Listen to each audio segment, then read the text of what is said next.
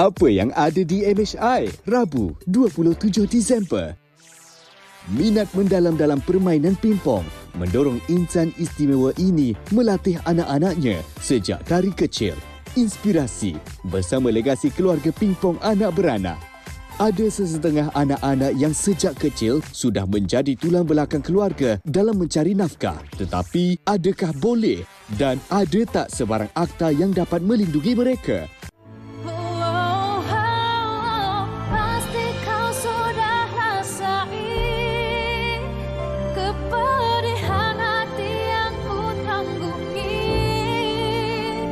Dan kemerduan suara penyanyi Aufa Hani membawakan kembali lagu arwah Siti Sarah Saat Hilang Cintamu dalam gayanya yang tersendiri.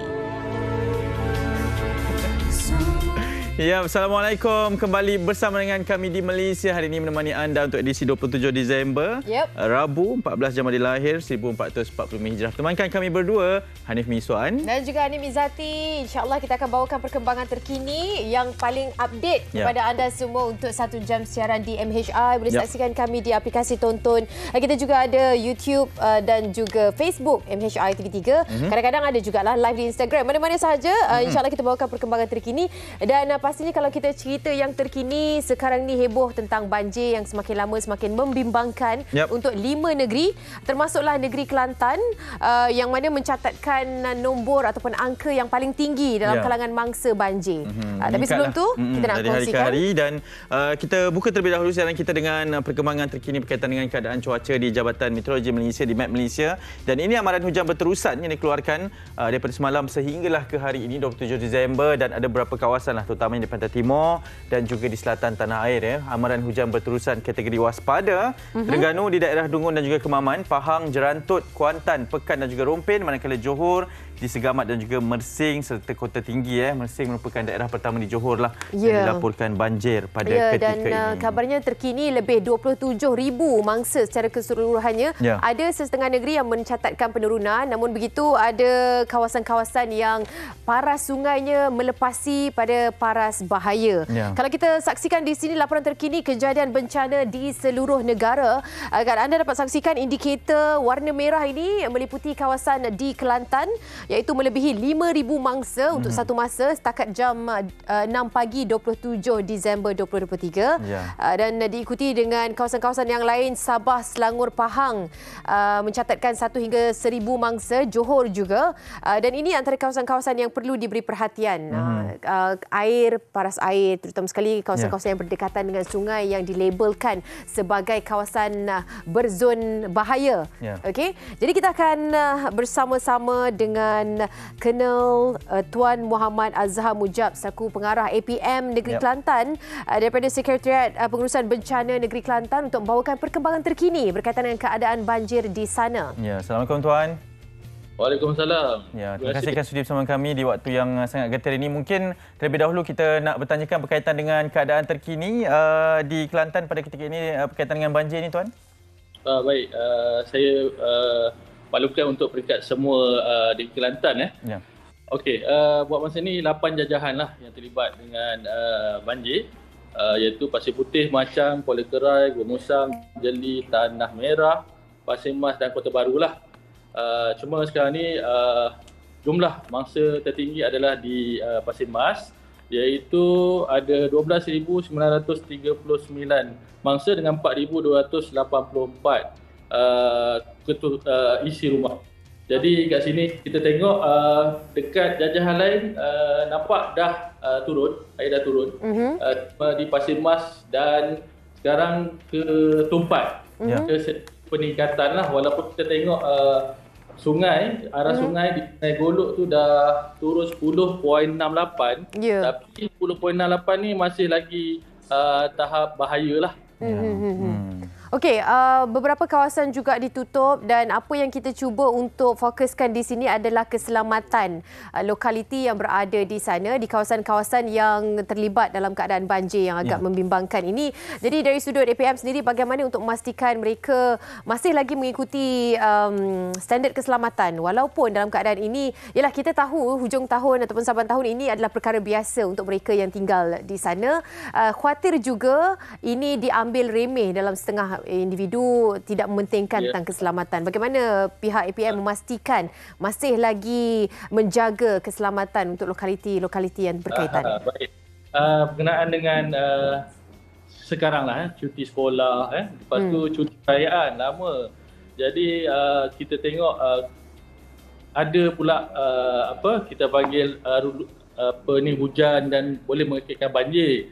Jadi di sinilah daripada awal, daripada jabatan-jabatan teknikal sendiri bagi notis amaran awal. Jadi daripada situ kita bagi kesedaran awal lah, maknanya dengan masyarakat, ketua-ketua masyarakat kita maklumkan juga supaya cakna dengan amaran-amaran notis-notis ini, dan juga kita juga pergi juga dekat kawasan-kawasan hotspot ni untuk memaklumkan kepada mereka supaya berpindah awal. Jadi bila berpindah awal ni kita tak ada rasa kelang kabut lah bila berlaku dalam keadaan yang air tu cepat naik, kita dah berada pusat pengundahan, kita dah maknanya kita dah pastikan keluarga kita semua selamat di tempat yang selamatlah di PPS yang terdekat dengan rumah mereka. Okey, Tuan, mungkin sedikit nasihat kepada mereka yang menjadikan bahawa ini sebagai salah satu lagi pesta air Saban hujung tahun. Kita fahamlah mungkin kami tidak berada di kawasan sana, tapi nasihat kepada mereka supaya menjaga keselamatan terlebih dahulu ni, Tuan. Baik, berkenaan dengan kawasan-kawasan ada yang kawasan yang dah surut, dan tapi ada juga kawasan-kawasan sedang naik. Jadi kat sinilah kanak-kanak perlu diberi perhatianlah oleh penjaga supaya dapat melihat anak-anak mereka yang bermain tu. Kalau kita tengok kawasan tu berbahaya, tenggulah cepat-cepat supaya pilihlah tempat-tempat yang lebih baik lagi. Jangan tempat-tempat yang air ni naik dengan cepat. Sebab kita fahamlah benda ni jadi satu ada orang kata seperti pesta lah. Kita perlu pantau. Ada kes-kes yang melibatkan perkara yang kita tidak ingini. Jadi di sinilah kita perlu memaklumkan segera, bagi kesedaran dulu kepada anak-anak supaya tidaklah berlaku perkara-perkara yang tidak kita ingini. Ya, dan pastinya setiap daripada kita memainkan peranan yang paling penting lah kan, Tuan. Terima kasih banyak-banyak, Tuan, di atas perkembangan terkini banjir di Kelantan. Kita harapkan agar Tuan dan juga tim mampu melaksanakan tugas dengan secaranya berjalan dengan lancar. Kita doakan yang terbaik, insya-Allah. Terima kasih, Tuan. Baik. Assalamualaikum. Waalaikumsalam. Itu dia. Ya, betul. Kolonel Muhammad Azhar Mujab, Pengarah APM Negeri Kelantan, Sekretariat Pengurusan Bencana Negeri Kelantan. Bersama kita sebentar tadi. Okey, itu antara harapannya lah supaya mereka yang terlibat dengan banjir untuk terus menjaga diri, jaga keselamatan. Okey, kita nak berikan perhatian seterusnya, Nia Nim, kepada inspirasi berkaitan dengan seorang bapa melatih anak mereka, dan kita banyak juga cerita-cerita berkenaan dengan keluarga, sukan, menjadi generasi kan, dan ini berkenaan dengan pimpong. Pandai main ke? Okey, ada gaya? Tak ada langsung lah. Kita tengok gaya yang betul nanti. Kita tengok gaya yang betul. Legasi pimpong anak beranak. Ada kompilasi video yang tular di TikTok. Sama-sama kita saksikan.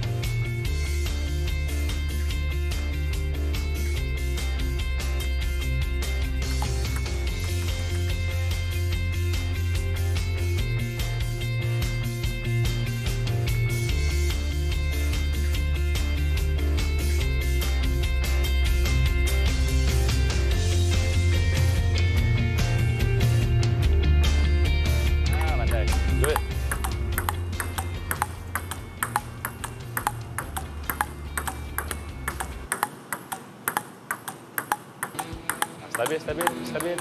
Slow je. Ini pula. Stabil je.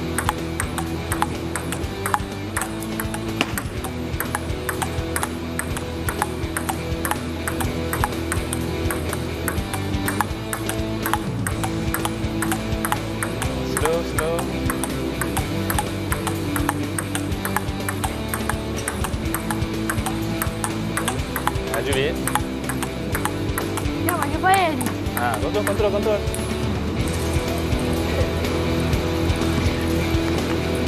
Assalamualaikum. Salam. Dahsyat lah. Ini dia. Kan? Macam tadi baru betul lah ni. Macam tadi betul kan? Okey, main. Okey, sama-sama. Mungkin kita boleh belajar lagi. InsyaAllah. InsyaAllah. Okey, ini dia kita bersama dengan anak beranak yang merupakan jagoh pingpong. Kita bersama dengan Encik Suhaidin Azhar Jamaluddin selaku bapanya dan juga coach untuk kedua-dua anak ini.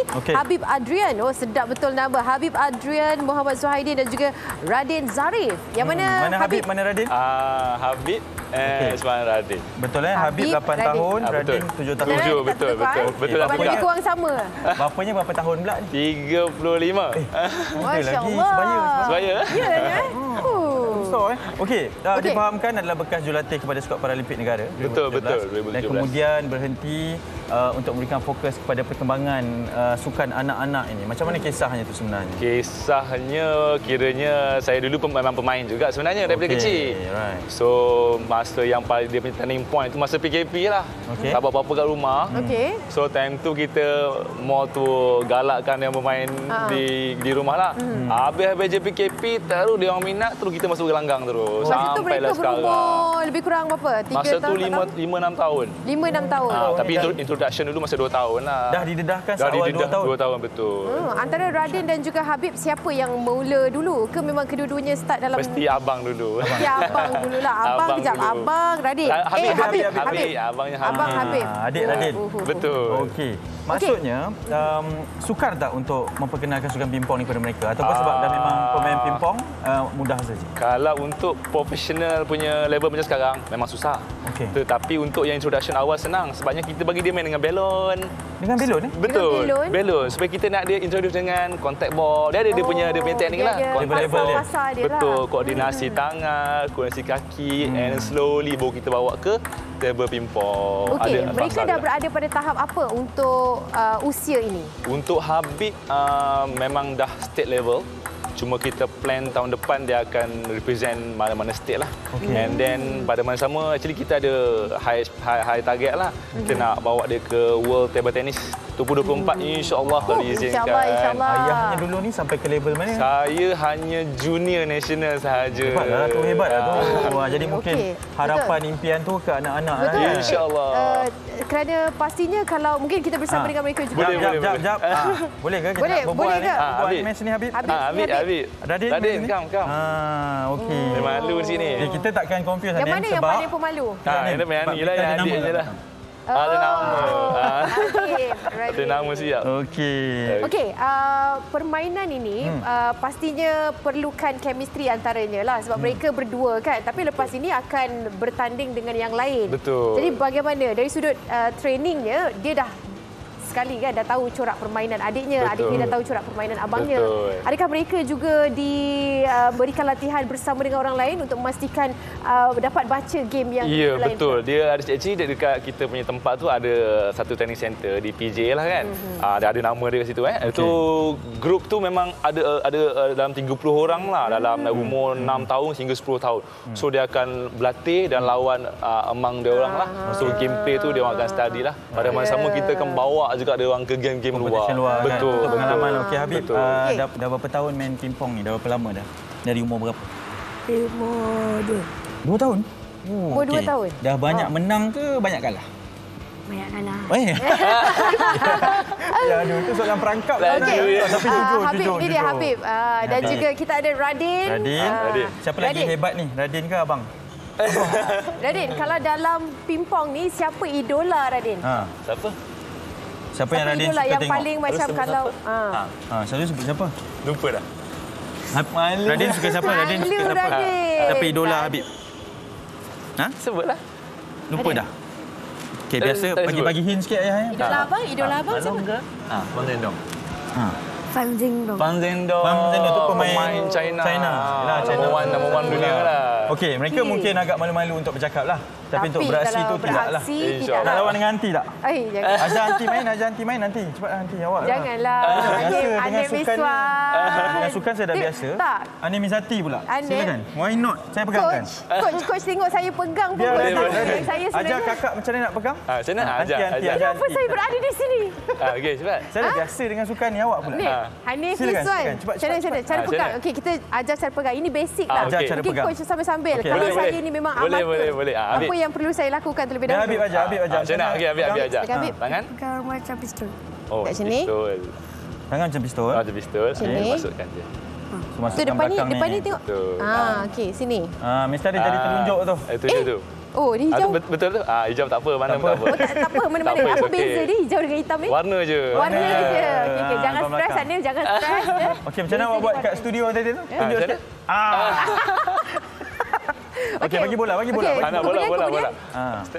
Habis sini. Habib situ. Jangan laju Dia lah serve bola. Okey, habis serve. Okey, no. Adim serve ni. It's okay. Okey, go. Yakin kau awak nak ambil bola ni? Rakyat Malaysia. Dia main macam-macam competition tau. Saya memang mengacara sepenuh masa. Okey. Slow down. Slow je. Jangan laju. Tak apa. Yang level paling senang. Level paling senang. Okey. Ui, awak. Boleh lah. Boleh main. Main sini. Oh, okey. Hati-hati. Antara sukan yang saya tak pandai ni adalah sukan pingpong lah. Oh, okey. Slow je. Tapi kita cubalah. Sini. Slow. Dia kena bounce dulu. Hanif bisa. Kena bounce dulu. Hanif. Yes. Okey, good. Sikit lagi. Dia kena ke bawah. Tutup ke depan sikit. Okey. Betul. Cuba lagi. Nice. Cantik. Smash. Ya. Ada gaya. Terlalu kuat pukulan Hanif Miswan. Jadi mungkin macam mana coach untuk mereka yang mungkin ada anak-anak juga. Ini cuti-cuti sekolah ni yang nak tanamkan minat untuk main pingpong ni terutamanya. Kalau tanya saya apa-apa start daripada ibu bapa lah. Ibu bapa maybe banyak yang bermain sendiri, so boleh start di rumah. And then dia start minat je bawa ke kelab-kelab ataupun training center yang berdekatan supaya dia bergaul. Itu penting lah. Penting sebab kalau dia tak berkawan, dia memang tak boleh bermain kan. Once dia berkawan, dan sebenarnya ibu bapa yang kena konsisten juga kan. Kita kena komitmen. Komitmen kita untuk bagi support dekat mereka. Jadi ibunya support lah ni maksudnya. Alhamdulillah tu datang hari ni tu. Mana ada? Ada. Oh, ada. Okey, ada. Nampak tu kita bola gitu. Okey, apa harapan sebagai seorang bapa dan juga jurulatih kepada kedua-dua bakal jago pingpong ini? Mungkin ada harapan tertentu yang diharapkan. Kalau tanya saya, besarlah harapan tu.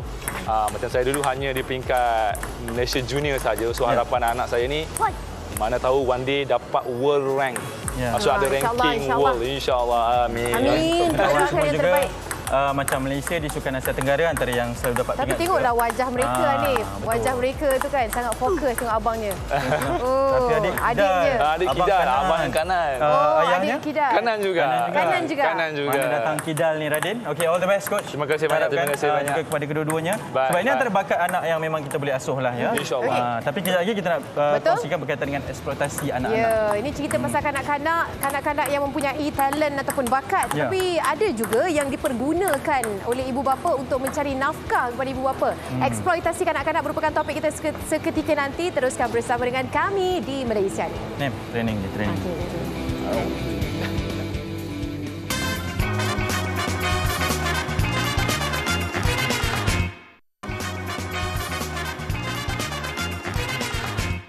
Masih lagi bersama dengan kami di Malaysia hari ini. Untuk topik utama pada hari ini kita akan kongsikan berkaitan dengan eksploitasi kanak-kanak dalam pekerjaan. Secara umumnya kita tahu sekarang ni bukan cerita yang baru kita dengarkan. Cumanya dia punya modus operandi sudah sedikit berbeza daripada yang sebelum ini. Kalau sebelum ni mungkin tepi-tepi jalan kita nampak anak-anak jual kacang kan. Itu antara MO-nya. Sekarang ni dalam talian Hanif kan. Jadikan anak sebagai talent dan kita dapat melihat dia ada satu tarikan tersendiri bila anak-anak yang menjual produk-produk ini. Betul, dan masyarakat kita pun terutamanya memang akan lemah lah bila benda yang macam tu kan. Dan macam dah normalisasikan dan kita akan dibiasakan benda macam tu, dan sebab itulah pada hari ini kita nak tengok di mana boundariesnya, di mana batasannya supaya ianya tidak menjadi kepada satu kesalahan dan juga jenayah. Sebab itu kita bawakan kepada anda pada hari ini dua tetamu hebat yang akan bercerita berkenaan dengan perkara ini, iaitu yang pertama yang bahagia Datuk Haji Amran Haji Ahmad, Timbalan Ketua Setiausaha Dasar dan Terbangsa daripada Kementerian Sumber Manusia. Assalamualaikum, selamat pagi Datuk. Waalaikumsalam. Terima kasih kerana sudi bersama kami, dan juga Encik Kamal Pardi, Ketua Pengarah Jabatan Tenaga Kerja Semenanjung. Assalamualaikum, selamat pagi. Terima kasih kedua-duanya sudi bersama dengan kami. Betul, dan kita ingin mulakan dengan situasi ini. Bila dah terjadi macam normal kan, kita dah normalisasikan situasi ini. Nampak anak-anak jual barang bersama dengan ibunya ataupun mungkin bersendirian melakukan live online selling dan sebagainya. Sebenarnya kanak-kanak ni boleh bekerja ke? Dia terus ada persoalan sebegitu. Nampak macam dah sangat kebiasaan. Jadi bagaimana, mungkin nak dikongsikan Datuk? Ya, pertama sekali terima kasih Anif dan Anim kerana menjemput saya berdua lah untuk kita berkongsi sedikit maklumat berkaitan dengan perkara ini. Ini bukan satu perkara yang barulah. Benda ini dah berlaku sejak lama dululah, sebelum adanya teknologi yang canggih, media sosial dan sebagainya lah. Jadi apa yang kita nampak hari ini bahawa dia lebih meluas kerana adanya faktor-faktor media sosial menunjukkan bahawa kanak-kanak berniaga. Ini bukan satu perkara yang baru. Sebab dulu lagi pada anak-anak ni sentiasa membantu ibu bapa mereka. Adakah itu kita anggap sebagai buruh kanak-kanak? Dia menjual kuih, menolong ibu bapa dan sebagainya. Adakah itu kita menganggap sebagai buruh kanak-kanak? Mungkin ada juga yang kanak-kanak yang terpaksa membantu ibu bapa dia kerana ibu bapa dia tidak berkemampuan. Mungkin ibu bapa dia sakit, menyebabkan anak-anak dia terpaksa membantu ibu bapa dia untuk mencari nafkah. Kemudian dalam situasi yang lain juga kita dapati bahawa ada pun anak-anak ini dia sukarela, kerelaan hati dia kerana dia minat berniaga misal katanya. Walaupun ibu bapa dia tidaklah mengalang, tetapi mereka minat. Jadi ini satu yang adakah ini juga kita katakan sebagai buruh paksa. Jadi perkara-perkara begini yang menyebabkan ramai orang menganggap bahawa ini mengeksploitasi kanak-kanak untuk tujuan mencari nafkah, untuk melibatkan diri dalam perniagaan dan sebagainya. Tetapi kita di Malaysia ini kita tidak nampak, kita tidak ada kes tentang buruh kanak-kanak yang berlaku seperti apa yang dituduh oleh media-media daripada luar negara dan sebagainya.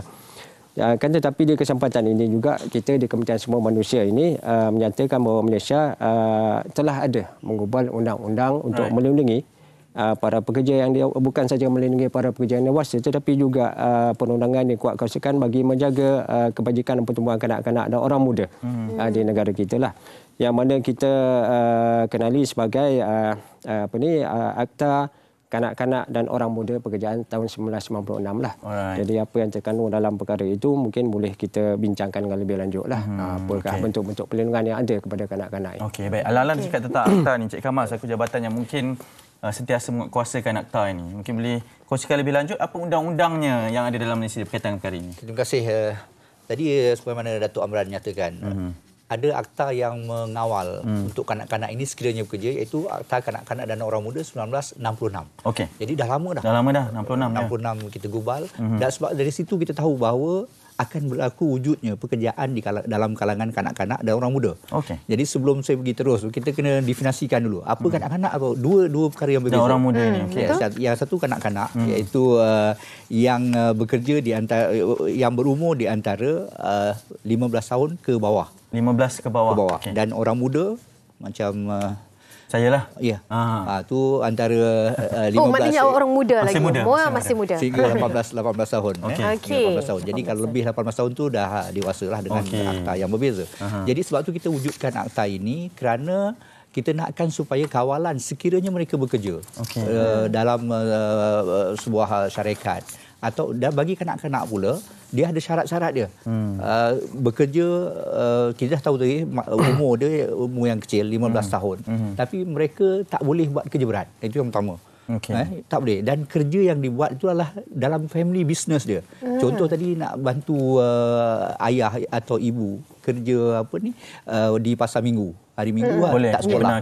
Tak sekolah kan. Jadi dia kerja. Tapi ada masa yang ditetapkan. Iaitu masa yang ada adalah di antara pukul 8 hingga malam tu, 8 hingga 7 pagi tak boleh bekerja. Okey. Untuk kanak-kanak tadi. Dan malam tak boleh lah. Malam tak boleh. Sebab kita nak jaga mereka. Mereka masih kecil lagi. Kita belum matang sangat. Dan seterusnya bagi kerja yang dilakukan pun tidak lebih daripada 3 jam untuk turut. Tak boleh lebih daripada itu. Dan seterusnya mereka juga perlu diberi rehat yang secukupnya. Dan bagi orang muda pula yang tadi 15 hingga 18, dia tak boleh kerja di antara 8 malam hingga 6 pagi. Pun tak boleh juga malam tu. Dan waktu kerja je tak boleh lebih 4 jam berturut-turut. Dan tapi kalau masih bersekolah, kalau masih bersekolah mereka hanya boleh bekerja sehingga 8 jam termasuk waktu bersekolah. Jadi waktu kerja dia cuma sedikit saja. Jadi inilah yang kita nak kawal kanak-kanak ini dan juga orang muda supaya mereka tak dianggap dieksploitasi. Jadi kita benarkan mereka bekerja. Tadi macam Dato' Amran beritahu, mereka punya talent, mereka nak membantu ibu bapa. Jadi mereka dianggap bekerja. Dan kalau kita lihat apabila mereka bersama keluarga mereka, contoh di kampung-kampung sekarang ni masih ada lagi yang pergi ke kebun kelapa sawit, kebun getah, anak-anak dibawa bersama. Jadi mereka tidak mendapat apa-apa bayaran daripada situ. Hanya datang bersama ibu bapa, tidak dianggap sebagai eksploitasi. Di rumah pun tak ada siapa jaga hari Minggu. Jadi pergi ke kebun-kebun. Okey, bagaimana sebenarnya situasi ini dianggap eksploitasi kanak-kanak? Bagaimana kita ada garis panduan yang mengatakan situasi ini dah boleh dianggap sebagai cuba untuk menjadikan kanak-kanak atau anak-anak kita ni sebagai buruh kanak-kanak? Bagaimana, Datuk? Baik, dalam situasi yang begini, kalau kita lihat daripada negara-negara luar tu nampak begitu jelas sekali. Nampak begitu jelas sekali yang menggunakan kanak-kanak ini untuk tujuan-tujuan tertentu, untuk mendapatkan hasil yang lumayan terlibat dalam pekerjaan lah. Bukan setakat itu saja, banyak yang terlibat. Kalau kita tengok di negara luar tu, menjadi kanak-kanak kecil-kecil lagi lah dia suruh menjadi memikul senjata dan sebagainya. Jadi itu satu eksploitasi yang paling teruk lah. Tapi kalau di Malaysia ini kita tidak ada terjadi sedemikian rupa. Tidak nampak lagi. Tidak nampak yang begitu. Paling-paling pun kita di sini hanya membantu ibu bapa, jual kuih, jual apa dan sebagainya kan. Kita tidak menyalahkan ibu bapa. Cuma ibu bapa mungkin ada sifat ini mendidik anak-anak supaya berdikari daripada sejak kecil lagi. Misalnya kalau kita sebagai anak misalnya kata bapak nak duit, bapak dia akan kata nak duit pergi cari kerja. Jadi itu bukan maksud ayah dia suruh, ada caranya. Bukan maksud ayah dia itu nak mendera dia menjadi buruh dan sebagainya, tapi lebih untuk mendidik dia. Jadi di Malaysia ni kita tidak adalah isu yang berkaitan dengan buruh anak-anak ini. Kita harapkan itulah. Agaknya tidak jugalah. Cik Kamal, mungkin kita nak berbalik kepada tindakan yang boleh dikenakan kepada ibu bapa sekiranya melanggar kepada setiap akta kanak-kanak dan orang muda tadi, sebab kita nampak ada garis panduan yang telah pun ditetapkan, tapi mungkin ada yang tak tahu, tak ambil tahu dan hanya menganggap tak apa ni anak saya, dia boleh bantu semua dan sebagainya lah. Melanggar akta ini ada tindakan yang boleh dikenakan? Untuk pelanggaran akta memang adalah, setiap akta biasanya memang ada denda atau penalti yang dikenakan. Jadi kepada syarikat-syarikat atau yang mengambil kanak-kanak ini atau orang muda ini bekerja, kena ingat bahawa satu waktu kerja tadi, kalau salah daripada waktu kerja itu dan juga lain-lain kesalahan yang ditetapkan, dia banyak dalam garis panduan tu sebut tak boleh kerja dalam bahan kimia, tak boleh kerja berat, tak boleh kerja dalam yang berbahaya kepada kesihatan. Jadi inilah yang kita kena lihat. Kalau mereka menyalahi itu, maka sekiranya didapati bersalah dan boleh dikenakan denda sehingga penjara 2 tahun ataupun denda RM50,000 atau dua-dua. Kali pertama. Kali kedua boleh kepada penjara 5 tahun, denda RM100,000 atau dua-dua sekali. Jadi besar. Sebenarnya kita nak mengawal kanak-kanak itu, bukan nak penalti kepada syarikat. Betul. Kanak-kanak mereka ada peranan mereka untuk belajar dahulu sebagaimana yang ditetapkan oleh dalam akta pendidikan. Dia kena wajib bersekolah apabila berumur 6 tahun dan sekurang-kurangnya sekolah rendah. Kena tamat. Jadi inilah yang kita kena lihat. Jika mereka bersekolah, ada waktu dia macam mana. Kalau tak bersekolah macam mana. Kita tak benarkan tak bekerja, tak boleh juga. Kerana ada juga yang di negara kita drop out. Jadi apa mereka tak boleh terus belajar, kita kena bekerja. Kalau bekerja, kena ikut peraturan. Okey. Ini melibatkan bagaimana cara yang terbaik untuk kita memastikan anak-anak. Satunya undang-undang telah pun diadakan. Pematuhan itu yang pastinya menjadi satu perkara yang penting. Kita nak kongsikan bersama dengan anda. Ini dia antara yang dimaksudkan tadi. Kita cerita tentang luar negara mempunyai isu-isu berkaitan dengan eksploitasi kanak-kanak yang sebenarnya dari sudut psikologinya memberi kesan kepada psikologi kanak-kanak. Saksikan bingkisan yang disediakan.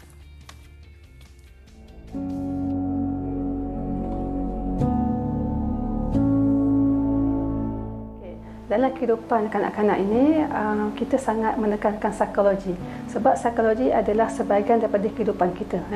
Kanak-kanak ini kita lihat daripada perkembangan awal. Daripada bayi sehinggalah kita kata toddler, kemudian kanak-kanak, alam remaja dan terus dewasa.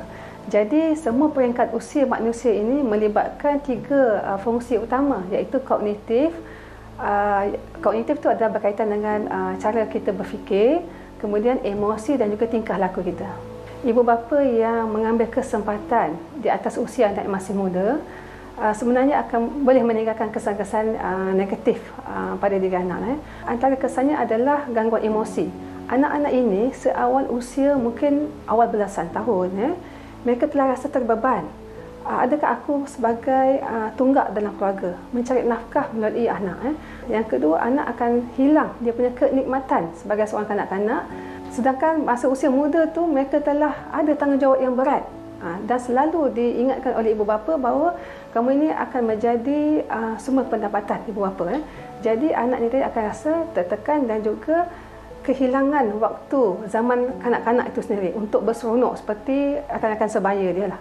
Dari sudut akademik, kanak-kanak ini kehidupannya adalah di 2 setting, satu di rumah dan juga satu di sekolah. Jadi mungkin di rumah sebagai sumber utama pendapatan ibu bapa, sedangkan dari satu aspek lagi sebagai seorang pelajar, mereka ini tidak boleh menumpukan perhatian pada pelajaran. Jadi terdapat gangguan akademik dekat situlah untuk menumpukan pada pendidikan. Kita sebagai ibu bapa yang patutnya lebih matang tidak boleh mempergunakan anak kita sebagai sumber pendapatan. Kerana anak ini masa kecil dia mengikut cakap.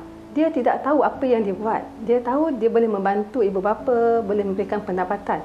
Tetapi bila dia membesar, dia akan mula melihat ada peluang-peluang lain dalam kehidupan dia. Jadi masa itu mungkin dia fikir apa yang sedang aku buat sekarang ni bukan kehendak aku. Adalah apa yang telah ditentukan ataupun dipaksa, disuruh oleh ibu bapa yang dikata kononnya untuk bantulah mak ayah untuk dapatkan pendapatan. Bila membesar, bila masuk dalam remaja, mereka akan sedar bahawa apa yang dilakukan tu bukan benda yang dia suka. Dia ada pilihan yang lain. Dekat situlah berlakunya tekanan perasaan bahawa mereka mungkin sebelum ini telah sebati dengan apa yang telah dibuat daripada kecil tu. Kemudian bila dah besar nak menukar haluan akan menjadi satu kerumitan lah. Jadi seolah-olah anak ini akan tersepit untuk memilih apa yang disukai dengan apa yang telah disuruh atau dipaksa oleh ibu bapa daripada kecil lagi.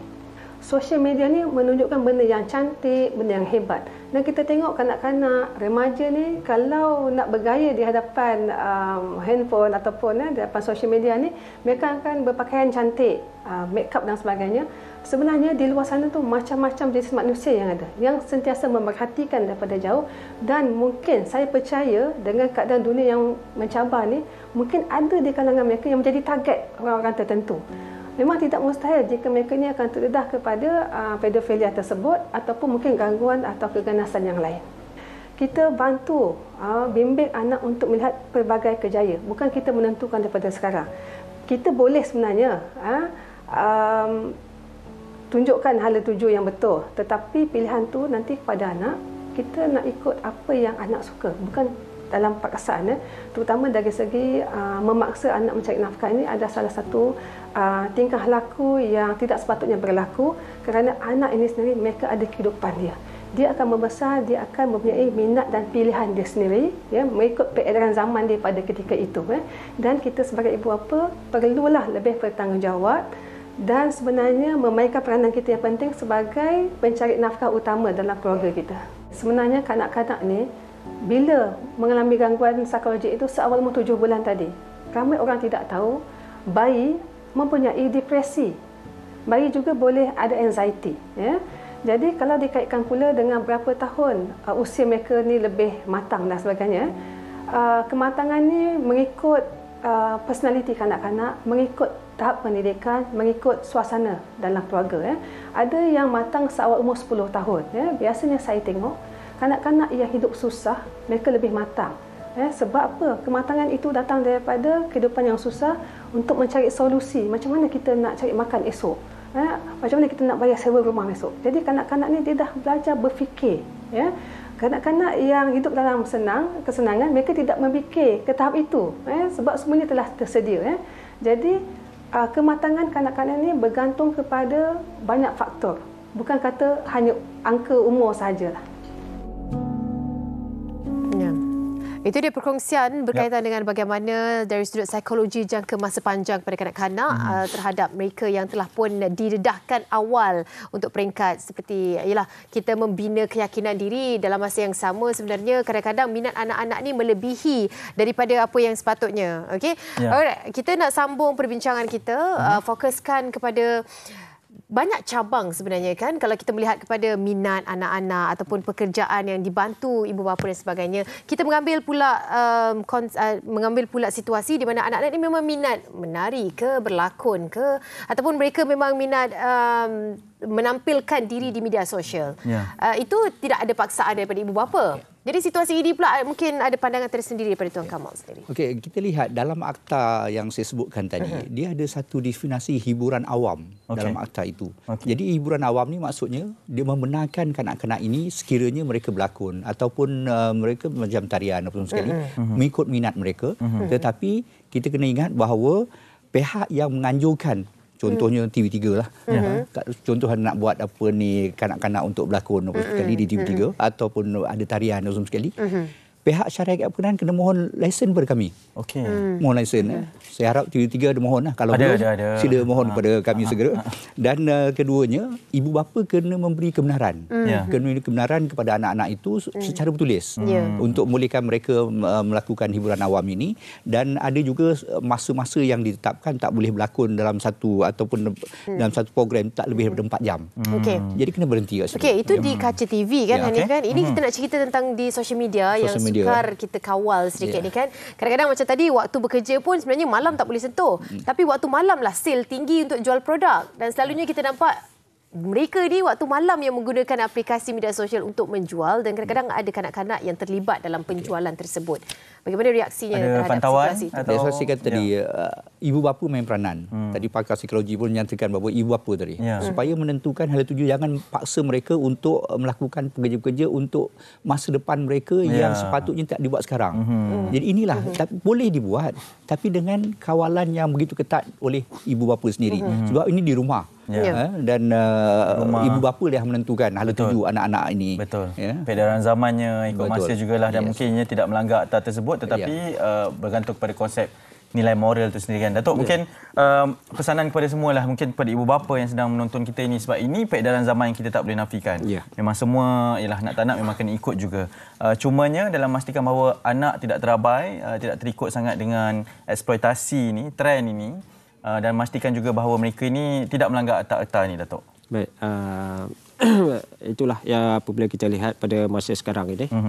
Kita pertama sekali nak kita ada kesedaran sikitlah, awareness tentang akta-akta yang ada di negara kita lah, terutamanya berkaitan dengan akta 350, akta kanak-kanak ini tadi, yang kita tidak mahu nanti mula-mula berlaku isu buruh kanak-kanak, lama-lama menjurus kepada buruh paksa. Yang ini satu yang kita tidak mahu ia berlaku lah di negara kita. Jadi dengan sebab itu kita kena tahu apa perkara-perkara menurut akta ini yang boleh kita laksanakan, apa yang boleh, apa yang tak boleh dan sebagainya lah. Seperti mana telah dijelaskan tadi oleh Cik Kamal tadi, berkaitan dengan denda, perkara-perkara yang bersifat punitif dan sebagainya lah. Jadi kita kena ambil tahulah apa yang berlaku, mana perkara-perkara yang boleh dilakukan dan tidak boleh dilakukan lah. Kerana kita tidak mahu negara kita ini besok mula tak ada kes. Lama-lama besok kelamaan dah ada kes. Kerana terlampau nak mengerjakan perkara-perkara beginilah, mencari nafkah apa semualah. Mungkin mencari nafkah itu pun tak apalah, satu hal, tapi bila dah mencari nafkah itu melibatkan menjerumus kepada nak eksploitasi kepada keuntungan dan sebagainya, itu akan menimbulkan perkara-perkara yang tidak sepatutnya berlaku. Faham. Okey, itu dia. Kita harapkan agar penjelasan ini sedikit sebanyak dapat mampu memberikan kesedaran kepada kita lah kan, sebagai ibu bapa. Allah, minta maaf Tak apa. Minta maaf ibu Jangan eksploitasi bapa kat sini. Datuk, terima kasih banyak. Terima kasih banyak-banyak. Sama. Datuk Haji Amran Haji Ahmad, Timbalan Ketua Setiausaha Dasar dan Antarabangsa Kementerian Sumber Manusia, dan juga Encik Kamal Pardi, Ketua Pengarah Jabatan Tenaga Kerja Semenanjung. Terima kasih banyak. Terima kasih. Nanti kita akan bersama-sama lagi lah sekiranya ada isu yang berbangkit, dan kejap lagi kita nak bersama dengan artis kita, seorang penyanyi dengan naskahnya. Tapi kita nak berehat seketika lah ya. Terus bersama kami di Malaysia Hari Ini.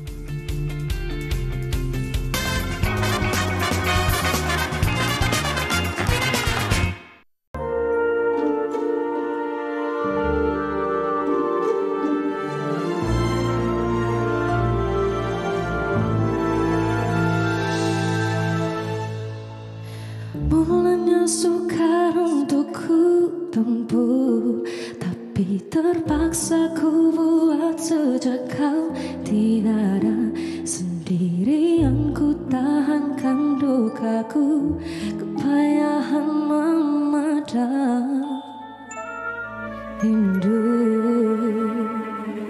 Selama ini aku meyakini kau bahagia dengan insan yang kau sanjungi, namun ternyata salah dugaanku. Dengar kabarmu yang pilu,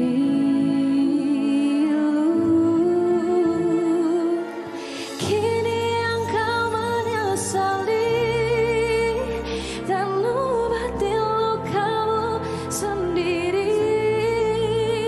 Pengorbananmu menjadi debu di persenda kasihmu.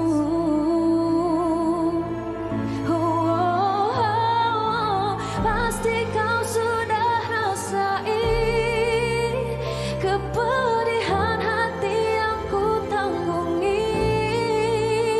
Walau tidak pernah aku meminta kau dibalas begitu.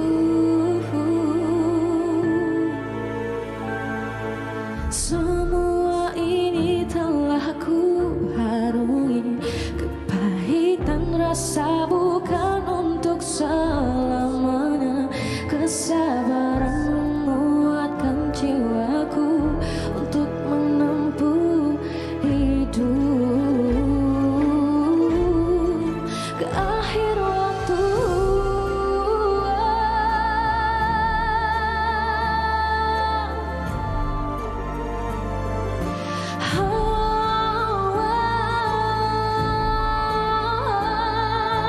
Kini yang kau menyesali dan obati lukamu sendiri.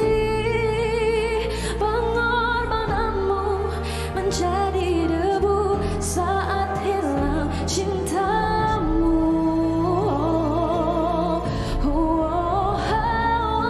Pasti kau sudah rasai kepedihan hati yang ku tanggungi.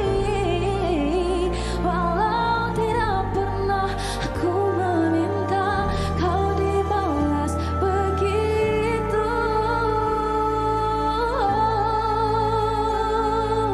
Semua ini telah ku harungi, kepahitan rasa bukan untuk selamanya. Kesabaran menguatkan jiwaku untuk menempuh hidup ke akhir waktu.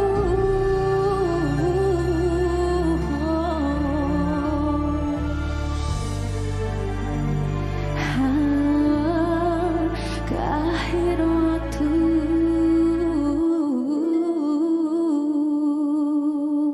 Wow. Al-Fahani. Baik. Assalamualaikum Assalamualaikum. Waalaikumsalam. Tinggi orangnya. Ini tinggi betul Pakai ni. boot. Okey, apa khabar? Alhamdulillah. Alhamdulillah baik. Hari ini akhirnya kita menjemput Alfa. Alfa boleh Alfa? Boleh. Hani ke Alfa ke? Alfa ke Alfa Hani? pun boleh. Hani pun boleh. Kita jemput Alfa ke studio Malaysia hari ini. Sebelum ni tular dengan suara yang persis arwahnya. Kan? Membawakan lagu ini juga. Jadi bagaimana situasi sekarang ni, macam mana perkembangan terkini? Tapi sebelum tu kita nak tahu juga Alfa ni sebenarnya datangnya dari mana? Sebab dia macam tiba-tiba terus macam, sedapnya suara macam ni. Macam tu. Okey, Alfa sebenarnya bermula daripada buat cover dekat social media. Lepas tu, alhamdulillah masa PKP, cover Alfa pernah naik lah, yang buat label Alfa Jumpa Alfa. Lepas tu slow-slow rezeki Alfa dapat masuk big stage. Pertandingan kan. Masuk satu pertandingan ni lah. Tak apa dah tersebut tapi jangan sebut lagi. Okey, lepas tu daripada pertandingan itulah Alfa, Abang Ajai jumpa Alfa dan Abang Ajai jemput Alfa buat satu projek bersama-sama lah. Okey, saya nak tanya sebab ini menyanyikan satu lagu yang sangat kuat dan kisah Allahyarhamah pun memang ialah kita sangat rindui dengan bakatnya, suaranya kan. Macam mana awak kawal emosi tu Alfa untuk menyanyikan lagu ini? Semasa recording, semasa dekat dalam studio tu, proses tu mengambil masa lebih daripada 5 jam. Lama juga. Sebab dia macam terbuai-buai kan dengan emosi tu. Masa nak nyanyi. Kita yang dengar ni pun tak ada. Macam terus teringat semula kan. Okey, maknanya bagi saya ianya satu tanggungjawab yang berat bila Ajai meminta untuk kolaborasi ini. Pada ketika itu apa tanggapan dan juga rasanya kan? Excited dalam masa yang sama, mesti rasa macam boleh ke aku bawa lagu ni kan? Excited kan? Tapi Abang Ajai kan satu nama yang sangat besar dalam industri dan Alfa pun daripada kecil. Kita dari kecil dah dengar nama Abang Ajai. Lagilah takut. Lagilah takut. Lepas tu dia menjurikan Alfa masa pertandingan. Lagilah takut. So bila tahu dapat kerja dengan Abang Ajai tu dia excited. Okey. Tapi at the same time macam, boleh ke ni? Boleh ke? Takut juga lah kan. Tapi bila dah masuk dalam studio, dah bekerja dengan Abang Ajai, Abang Ajai adalah seorang komposer yang sangat-sangat baik dan lembut. Dia tak garang langsung. Dia mendidik berbeza lah masa jadi juri kan. Okey, Alfa, awak dengan sekarang dengan pertaruhan yang sebegini, mungkin selepas ini dengan karya-karya yang lain, di mana mungkin harapannya kepada peminat lah menyaksikan MSI pada pagi ini untuk terus sokong Alfa. Silakan. Alfa, kepada semua yang menonton Alfa, Alfa minta semua selalulah cari nama Alfa dekat mana-mana social media ke, dekat mana-mana digital streaming platform. Tolong stream lagu Alfa sebab Alfa masih baru dalam industri dan masih mencari nama dan tempat di dalam industri. Alfa memerlukan sokongan semua orang. Amin. Okey, itu dia Alfa. Terima kasih banyak-banyak Alfa bersama dengan kami. Kita harapkan yang terbaik juga. Kenapa Hanif? Rasa macam insecure sikit kan? Tak boleh lah. Lepas ni jangan pakai boot lagi Alfa. Okey. Alright. Okey, terima kasih Alfa. Kita rehat seketika, kembali selepas ini. Masih lagi bersama dengan kami di Malaysia hari ini.